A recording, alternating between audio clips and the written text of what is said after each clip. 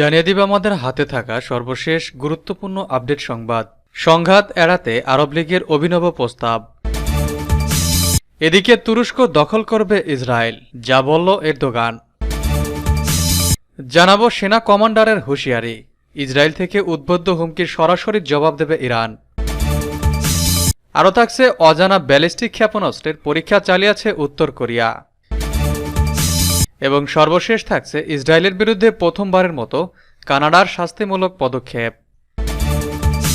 সংঘাত এড়াতে আরব লীগের অভিনব প্রস্তাব।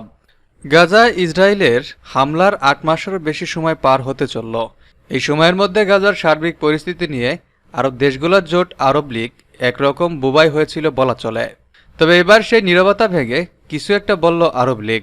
বৃহস্পতিবার বাহরাইনের মানামতে অনুষ্ঠিত হয়েছে আরব লীগের সম্মেলন থেকে গাজাসহ ফিলিস্তিনের দখলকৃত সব অঞ্চলে জাতিসংঘের শান্তিরক্ষা মোতায়েনের আহ্বান জানিয়েছে আরব দেশগুলোর এই জোটটি। সম্মেলনে জোটের রাষ্ট্রপ্রধানদের প্রায় সবাই উপস্থিত ছিলেন। বৈঠক শেষে সম্মেলন থেকে বৃহস্পতিবার একটি বিবৃতি দেওয়া হয়। এতে বলা হয়েছে, যতদিন পর্যন্ত দ্বিরাষ্ট্রনীতি কার্যকর না হচ্ছে ততদিন ২২ দেশের এই জোট মানামা ঘোষণা থেকে ফিলিস্তিনের দখলকৃত সব অঞ্চলে জাতিসংঘের আন্তর্জাতিক শান্তিরক্ষী বাহিনী মোতায়েনের আহ্বান জানাচ্ছে। এছাড়া এই সম্মেলন থেকে ফিলিস্তিনি সব পক্ষকে ফিলিস্তিন লিবারেশন অর্গানাইজেশন বা পিএলওর অধীনে আসার আহ্বানও জানানো হয়েছে। জোটটি বিবৃতিতে বলেছে, ফিলিস্তিনের বৈধ প্রতিনিধি হিসেবে তারা শুধু পিএলওকে স্বীকৃতি দেয়। মূলত গাজাভিত্তিক সশস্ত্র গোষ্ঠী হামাসের রাজনৈতিক প্রতিপক্ষ হচ্ছে পিএলও। দলটিতে ক্ষমতাসীন ফাত্তাহ মুভমেন্টের আধিপত্য রয়েছে। ১৯৬৭ সালের আরব যুদ্ধের পর ফিলিস্তিনের পশ্চিম তীর, পূর্ব জেরুজালেম এবং গাজা উপত্যকা দখল করে ইসরায়েল।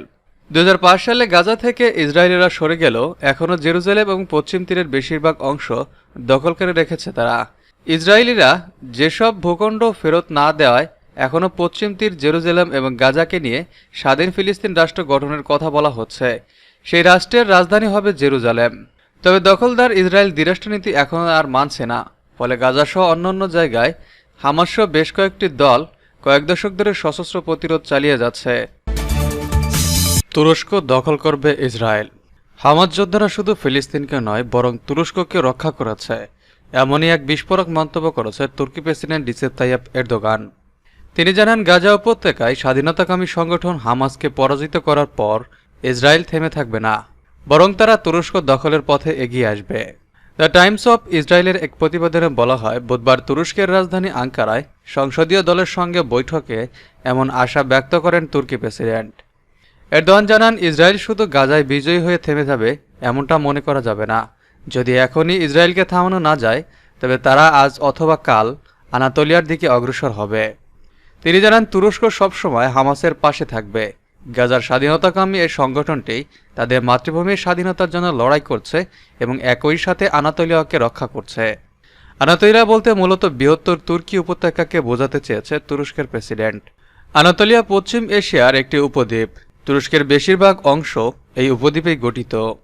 আনাতোলিয়াকে ইংরেজিতে এশিয়া মাইনর নামেও ডাকা হয়। এর আগে সোমবার তুর্কি প্রেসিডেন্ট জানান, চলমান যুদ্ধে আহত হামাসের ১,০০০-এর বেশি সদস্যকে তুরস্কের হাসপাতালে চিকিৎসা দেওয়া হচ্ছে। এছাড়া সম্প্রতি তিনি ইস্তাম্বুলে হামাস প্রধান ইসমাইল হানিয়ার সঙ্গে দেখা করেছেন এবং ফিলিস্তিনের পক্ষে নিজের সমর্থন ব্যক্ত করেছেন। চলতি মাসের শুরুতে ফিলিস্তিনি যোদ্ধাদের সমর্থনে তেল আবিবের সঙ্গে সব ধরনের বাণিজ্য বন্ধ করেছে আঙ্কারা। শুধু তাই নয়, তুরস্ক আর ইসরায়েলের সঙ্গে নিবিড় বাণিজ্যিক সম্পর্ক বজায় রাখছে না বলেও জানান তুর্কি প্রেসিডেন্ট। এমনকি এ ধরনের সম্ভাবনার বিষয়টি বন্ধ হয়ে গেছে বলে মন্তব্য করেন এরদোয়ান। গেল মাসে হামাস যোদ্ধাদের তুর্কি স্বাধীনতা যোদ্ধাদের সঙ্গে তুলনা করেন প্রেসিডেন্ট এরদোগান। এতে তুর্কি প্রেসিডেন্টের বেশ প্রশংসা করে যোদ্ধা সংগঠনটি। এক বিবৃতিতে তারা জানায়, ইসরায়েলের দখলদারদের বিপক্ষে এরদোয়ানের সাহসী বক্তব্য এবং ভ্রাতৃপ্রতিম অবস্থান ফিলিস্তিনের মানুষ মনে রাখবে। ফিলিস্তিনি জনগণ তার কথা কখনো ভুলবে না। সেনা কমান্ডারের হুঁশিয়ারি, ইসরায়েল থেকে উদ্বুদ্ধ হুমকির সরাসরি জবাব দেবে ইরান। ইসলামী প্রজাতন্ত্র ইরানের স্থল বাহিনীর কমান্ডার ব্রিগেডিয়ার জেনারেল কিমার্স হায়দারি বলেছেন, ইহুদিবাদী ইসরায়েল থেকে উদ্বুদ্ধ যে কোনো হুমকির সরাসরি জবাব দেবে তার দেশের সেনারা। গতকাল ইরানের রাজধানী তেহরানের ইমাম আলী আর্মি অফিসার ইউনিভার্সিটিতে আয়োজিত প্রতিরক্ষা খাতের গুরুত্বপূর্ণ বিজ্ঞান ও প্রযুক্তি বিষয়ক এক সম্মেলন দেওয়া বক্তৃতায় এই হুঁশিয়ারি উচ্চারণ করেন জেনারেল হায়দারি। গত 13 এপ্রিল রাতে ইরান ইহুদিবাদী ইসরায়েলের বিরুদ্ধে প্রথমবারের মতো সরাসরি যে অপারেশন ট্রু প্রমিস নামে সামরিক অভিযান চালিয়েছে সে কথা উল্লেখ করে তিনি বলেন, ওই অভিযানের মধ্য দিয়ে ইহুদিবাদী ইসরায়েলের ধ্বংস কয়েক ধাপ এগিয়ে গেছে। যদি ইসরায়েল থেকে ইরানের জন্য কোনো হুমকি সৃষ্টি করা হয় তাহলে ইসলামী প্রজাতন্ত্র ইরান সরাসরি তার জবাব দেবে। জেনারেল হায়দারি বলেন, আজকের দিনে বিশ্ব বলদবী শক্তিগুলোকে বিজ্ঞান ও প্রযুক্তির উন্নয়নের মধ্য দিয়েই জবাব দেবে।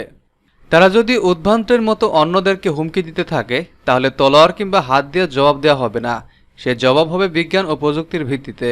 সম্মেলনে ইরানের সামরিক বাহিনীর বিভিন্ন প্রযুক্তিগত উন্নয়নের কথা তুলে ধরে জেনারেল হায়দারি বলেন, আমরা স্থল বাহিনীর জন্য বিজ্ঞান ও প্রযুক্তির উপর ভিত্তি করে একটি উপযুক্ত প্ল্যাটফর্ম গড়ে তোলার সর্বাত্মক চেষ্টা করেছি। এর ফল হিসেবে রাতের বেলায় মিশন পরিচালনার জন্য হেলিকপ্টার সহ নানা ধরনের অস্ত্র ও সামরিক সরঞ্জাম তৈরি করা সম্ভব হয়েছে। তিনি বলেন, ইরানের সামরিক বাহিনীর ভেতরে সৎ বিজ্ঞানীদের উপস্থিতির কারণে এগুলো সম্ভব হয়েছে। অজানা ব্যালিস্টিক ক্ষেপণাস্ত্রের পরীক্ষা চালিয়েছে উত্তর কোরিয়া। দক্ষিণ কোরিয়ার সামরিক বাহিনী বলেছে উত্তর কোরিয়া কমপক্ষে একটি অজানা ব্যালিস্টিক ক্ষেপণাস্ত্রের পরীক্ষা চালিয়েছে। দেশটি রাশিয়ায় অস্ত্র রপ্তানি করছে এমন জোরালো অভিযোগ নেতা কিম জং উনের ক্ষমতাধর বোন অস্বীকার করার কয়েক ঘন্টা পর তারা একথা জানিয়েছে। শুক্রবার তারা একথা জানায়। সিউলের জয়েন্ট চিফ অফ স্টাফ বলেন, উত্তর কোরিয়া পূর্ব সাগর অভিমুখে এই ব্যালিস্টিক ক্ষেপণাস্ত্রের পরীক্ষা চালায়। এটি জাপান সাগর নামেও পরিচিত। সরকারি সূত্রের বরাত দিয়ে জাপানি সম্প্রচার কেন্দ্র এনএইচকে জানায়, ক্ষেপণাস্ত্রটি স্বল্প পলার বলে ধারণা করা হচ্ছে এবং এটি ইতিমধ্যেই সাগরে আঘাত এনেছে। ইউক্রেন যুদ্ধে ব্যবহারের জন্য উত্তর কোরিয়া রাশিয়ায় অস্ত্র পাঠাচ্ছে। দক্ষিণ কোরিয়া ও যুক্তরাষ্ট্র বারবার এমন অভিযোগ তুললে জনমতকে বিভ্রান্ত করায় কিম ইয়জং সিউল ও ওয়াশিংটনকে অভিযুক্ত করার কয়েক ঘন্টা পর এই ক্ষেপণাস্ত্রের পরীক্ষা চালানো হলো। 2022 সালের এপ্রিলে উত্তর কোরিয়া স্বল্পপাল্লার একটি ব্যালিস্টিক ক্ষেপণাস্ত্র পরীক্ষা চালানোর পর পিয়ংইয়ংয়ের এটি হচ্ছে সর্বশেষ ব্যালিস্টিক ক্ষেপণাস্ত্রের পরীক্ষা। তখন পরীক্ষা চালানো ওই ক্ষেপণাস্ত্র দক্ষিণ কোরিয়ার পূর্ব উপকূলের কাছে আঘাত এনেছিল। এদিকে জাতিসংঘের বিশেষজ্ঞ প্যানেল মস্কোতে উত্তর কোরিয়ার অস্ত্র রপ্তানির অভিযোগ তদন্ত করছে। গত মার্চে সিউল দাবি করেছে 2023 সালের জুলাই থেকে ইউক্রেন যুদ্ধে ব্যবহারের জন্য প্রায় 7,000 কন্টেইনার অস্ত্র রাশিয়ায় পাঠিয়েছে উত্তর কোরিয়া। ইসরায়েলের বিরুদ্ধে প্রথমবারের মতো কানাডার শাস্তিমূলক পদক্ষেপ। ইসরায়েলিদের উপর নিষেধাজ্ঞা আরোপের ঘোষণা দিয়েছে কানাডা। ফিলিস্তিনি বেসামরিক বাসিন্দাদের রক্ষায় প্রথমবারের মতো দেশটি এ ধরনের পদক্ষেপ নিল। বৃহস্পতিবার এক প্রেস বিজ্ঞপ্তিতে কানাডার গ্লোবাল অ্যাফেয়ার্স মন্ত্রণালয় বলেছে, তারা ফিলিস্তিনিদের বিরুদ্ধে হিংসাত্মক ও অস্থিতিশীল পদক্ষেপের জন্য প্রথমবারের মতো ইসরায়েলি বসতি স্থাপনাকারীদের নিষেধাজ্ঞা দিচ্ছে। নিষেধাজ্ঞার মধ্যে বসতি স্থাপনাকারীদের সঙ্গে লেনদেন এবং কানাডায় তাদের প্রবেশের উপর নিষেধাজ্ঞা থাকবে। আল জাজিরার প্রতিবেদনে বলা হয়, দখলকৃত ফিলিস্তিনের পশ্চিম তীরে বেসামরিক নাগরিকদের বিরুদ্ধে সহিংসতার অভিযোগ বেশ পুরনো। গত বছর গাজা যুদ্ধ শুরুর পর ফিলিস্তিনের উপর ইসরায়েলি বসতি স্থাপনাকারীদের হামলার ঘটনা আশঙ্কাজনক হারে বেড়েছে। উগ্র ইহুদিরা আদিবাসীদের বসতঘরে হামলা করছে, প্রকাশ্যে দোকান ভাঙচুর করে লুটপাট করছে। এ সংক্রান্ত একটি ছবিও প্রকাশ করে আল জাজিরা। তাতে দেখা যায় দিনে দুপুরে কয়েকজন ইহুদি বসতি স্থাপনাকারী হাতে কুড়াল ও লোহার পাইপ নিয়ে ফিলিস্তিনিদের উপর হামলার জন্য এগিয়ে যাচ্ছেন। নিষেধাজ্ঞার জন্য প্রাথমিকভাবে মনোনীত ইসরায়েলিরা হলেন ডেভিড চাই জাজদাই, ইউনিয়ন লেভি, জাবিবার ইয়োসেফ ও মোশে শারভিদ। তারা প্রত্যক্ষ ও পরোক্ষভাবে ফিলিস্তিনের উপর হামলা ও লুটের সঙ্গে জড়িত বলে প্রমাণ পেয়েছে কানাডা। কানাডার পররাষ্ট্রমন্ত্রী মেলানি জলি বিবৃতিতে বলেছেন, চরমপন্থী বসতি স্থাপনাকারীদের সহিংস কাজগুলো অগ্রহণযোগ্য। এই ধরনের সহিংসতা কানাডার সমর্থন করে না। অপরাধীদের শাস্তি পেতে হবে। নিষেধাজ্ঞার মাধ্যমে আমরা এই বার্তাটি স্পষ্ট করেছি। সাম্প্রতিক মাসগুলোতে যুক্তরাজ্য, ফ্রান্স, ইউরোপীয় ইউনিয়ন ও মার্কিন যুক্তরাষ্ট্র পশ্চিম তীরে ইহুদি বসতি স্থাপনাকারীদের উপর নিষেধাজ্ঞা আরোপ করে।